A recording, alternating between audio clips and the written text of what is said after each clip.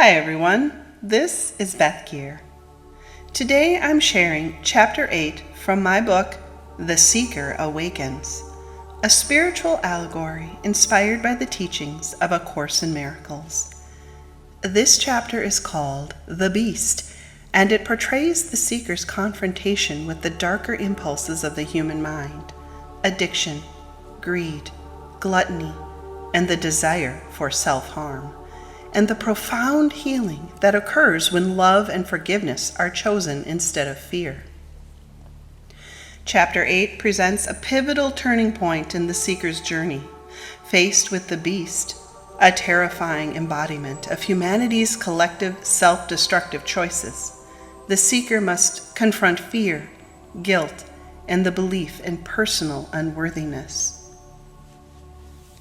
Through love, forgiveness, and a willingness to see beyond appearances, he discovers that the beast is not an enemy to be destroyed, but a projection to be healed. This chapter reflects the core teaching of A Course in Miracles, that conflict dissolves when perception is corrected, and that healing occurs when love replaces fear.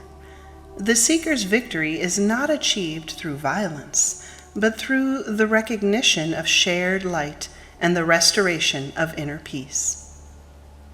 So, settle in, take a breath, and allow the story to speak to your heart.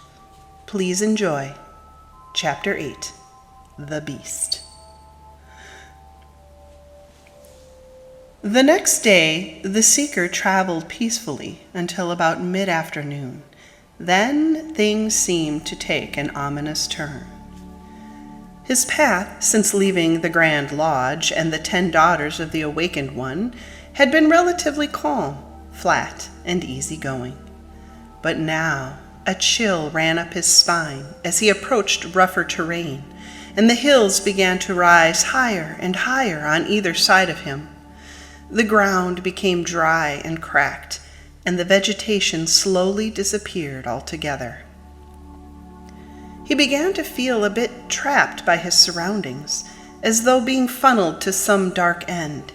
Each step increasingly felt like walking down a slippery slope. Then the seeker saw it. The shadow of a great beast slowly walking towards him from around a corner. He immediately felt like running in the opposite direction, but judging by the size of the beast and the poor footing of the ground, he felt he would not get far before being overcome. Neither was there any place to hide, for the surrounding hills had no vegetation but dry, brown grass. And so it was that the seeker came upon the beast, and it confronted him head-on, blocking the entire path. He could go no further until he faced it. Beast: Who are you, and why have you entered my kingdom? Seeker: Well, I am just passing through, sir. I mean you no harm. I only ask that you not harm me, and I will disturb nothing of your kingdom as I quietly make my way beyond it. Beast: Nonsense! None can enter my kingdom and not face me in battle. As the beast drew closer, the seeker could now see it was built with many different separate parts, yet each were part of the whole animal. The head was a lion, and he saw that on its tongue was tattooed the word gluttony. With its ravenous mouth, it could overindulge the body with food to such an extent that it could kill itself. It had the razor claws of an eagle, each inscribed with the words conquest of others, with which it could choose to murder, rape, and molest.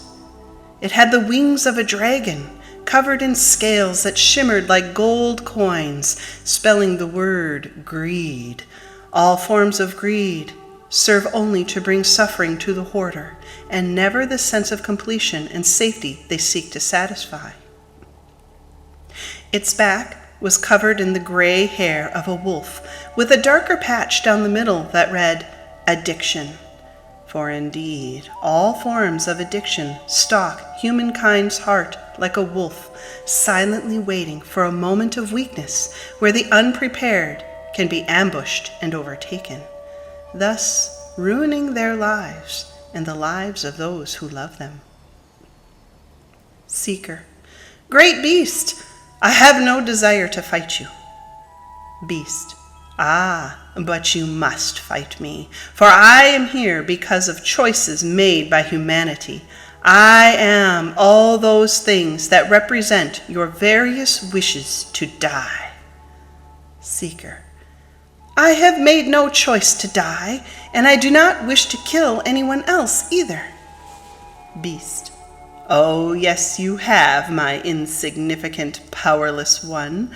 How many times have you tried to poison your body through ingesting chemicals to the point of becoming sick, or overeaten daily for months and years until you had serious health problems? What about money you've wasted on material items only to throw them away not long after? How many humans have tried to murder one another in the hopes that such a death would bring them peace, satisfaction, or victory? How many of your kind have raped and molested others, all in a sick pursuit of power over another weaker than themselves? It is this very obsession with your own body or that of another's that has allowed me to grow to such an enormous size and strength. I am that which humanity has chosen to do to itself out of free will to harm either the self or those around you. And let it be known that many have fallen to me, and few indeed have defeated me, for they know not how. You will be no different. The seeker was terrified by the beast and greatly discouraged, for his powers seemed truly fierce, and he feared this conflict would be his end. But being willing to try, he pressed forward and engaged the beast, understanding this animal was of his own making and would never be gone from his past, present, or future if he did not eventually face him. Today was as good as any, for he was now urgent on his path, not wanting any more delays from the happy outcome of his journey. Seeker: Come then, beast, let me meet my death or my victory. I quake with fear, but I shall kneel to you no longer. And the battle was long, for such things are not laid down easily.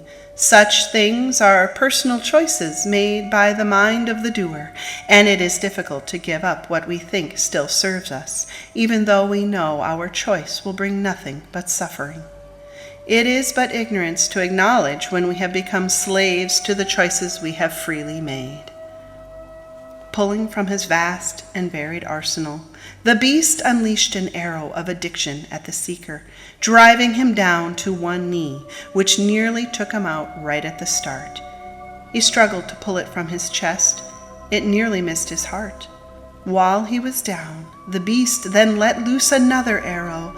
This time it was gluttony, and the seeker felt the weight of his body drag him to the ground. This, too, nearly stopped his heart. He lay there then, bleeding to death, and thought what he could do. Then he remembered the tools he had been given, his sword of love and his shield of forgiveness. Though now, in comparison to the great beast he now faced, such things seemed small and weak indeed. To the seeker, at this point, they might as well have been a sewing needle and a button, hardly a threat in the face of such a creature. Even so, he mustered his strength to use them, for it was all he had left. So he bolstered his thoughts. He brought into his mind the thought that he was worth fighting for, worth saving. His heart swelled with love, and he found the strength to pull the Book of Miracles out and read. The guide who brought you here remains with you, and when you raise your eyes, you will be ready to look on terror with no fear at all. He then raised his shield of forgiveness in front of himself as the beast rushed upon him, about to strike the final blow. Then, to his great surprise, the shield of forgiveness blocked the seeker's view of the beast's form, and he could see the truth of what lay within him. He could see beyond the fear and terror, past the pain and suffering. He could look beyond the body and see at last the truth deep within this great and terrible beast. There he saw a light, identical to his own. It was then he understood. The beast was but a reflection of his own projections. To heal his fearful situation, he must project love instead of fear. Projection makes perception. The world you see is what you gave it, nothing more than that.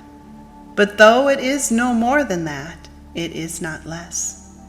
Therefore, to you it is important. It is the witness to your state of mind, the outside picture of an inward condition. As a man thinketh, so does he perceive.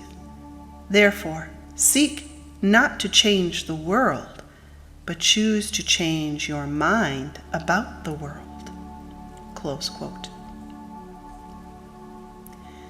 He then mustered the full measure of his courage, drew his sword of love, and pierced the beast deep within, right through to the heart of light, joining the two of them together.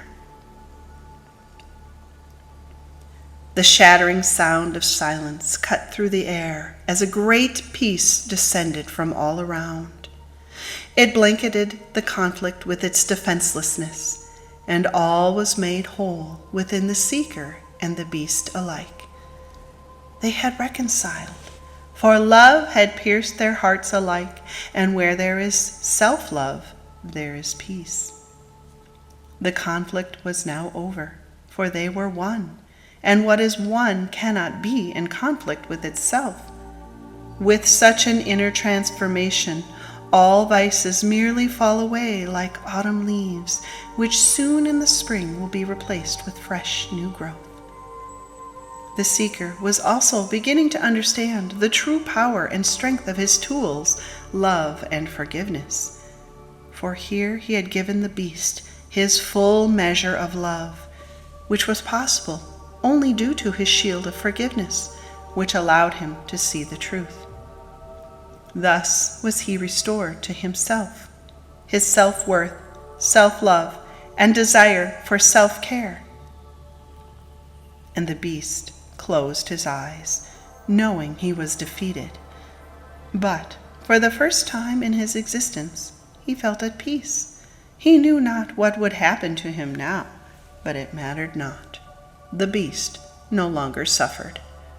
And he thanked the seeker for his mercy and his kindness as his body faded from physical sight. All was well, and all was healed, for the seeker had chosen love over fear.